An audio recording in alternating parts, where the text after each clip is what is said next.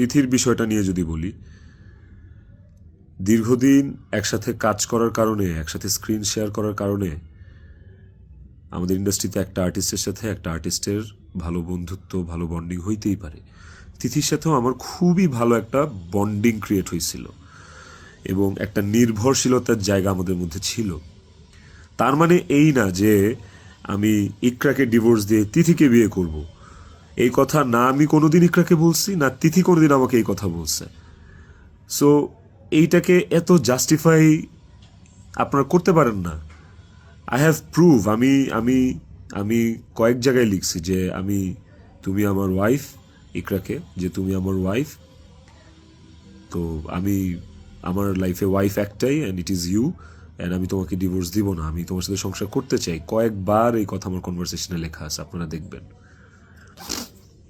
তিথির প্রতি এই সুন্দর একটা নির্ভরযোগ্যতার জায়গা তৈরি হওয়ার পেছনে যে কারণটা, সেটা হচ্ছে যে চারপাশে এত এত ভুল মানুষ দেখছি, চারপাশে এত এত কি বলে এটাকে, দুধের মাছি আমি পাইছি এই বিগত বছরগুলোতে।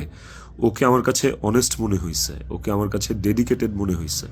আমার কাছে মনে হয়েছে যে অন্তত এই মানুষটা আমার জন্য ক্ষতিকারক না।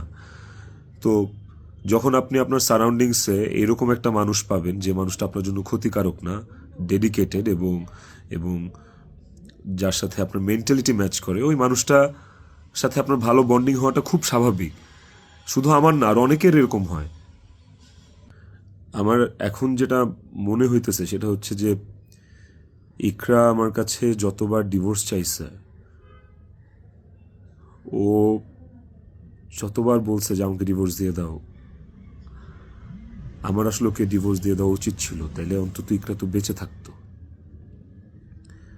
একটা টক্সিক সম্পর্ক ধৈরা বাইন্ধা টাইনা হ্যাচড়া টিকায় রাখার থেকে আসলে ওই সম্পর্কটা না থাকাই ভালো।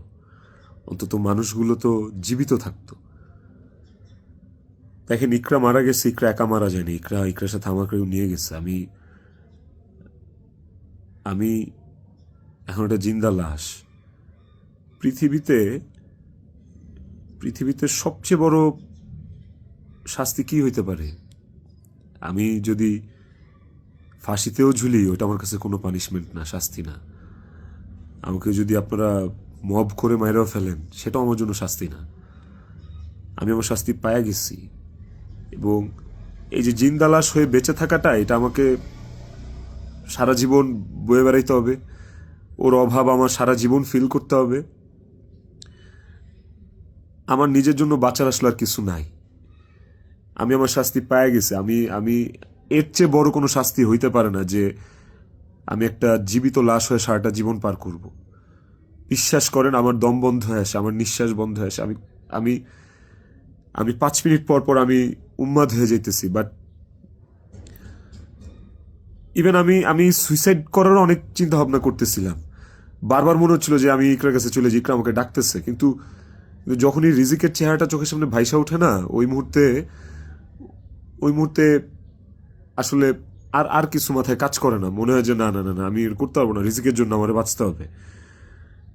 আপনারা প্লিজ প্লিজ রিজিকের জন্য হইলেও আমারে বাঁচতে দেন, আমারে দেশে আসতে দেন প্লিজ। আপনারা যদি রিজিককে ভালোবাসেন, আমাকে একটা সুযোগ দেন রিজিকের যোগ্য পিতা হয়ে দেখানোর। আমি ওকে একটা সুন্দর জীবন দিতে চাই। আমি ওর মায়ের অভাব পূরণ করতে পারবো না, কিন্তু আমি ওকে আমার বাবার ভালোবাসা থেকে, আমি ওর বাবার ভালোবাসা থেকে বঞ্চিত করতে পারবো না। আমি চাই না। আমি ওকে একটা আদর্শ বাবা হয়ে দেখাইতে চাই। আমার সন্তানটা আমার সাথে খুব কানেক্টেড। যারা আমার কলিগ, তারা দেখছে, তারা জানে যে আমার ছেলেটা আমার জন্য কি পরিমাণ ক্রেজি, পাগল। আমাকে আমার ছেলের কাছে যাইতে দেন আপনারা প্লিজ। ও আমার জন্য অপেক্ষা করতেছে।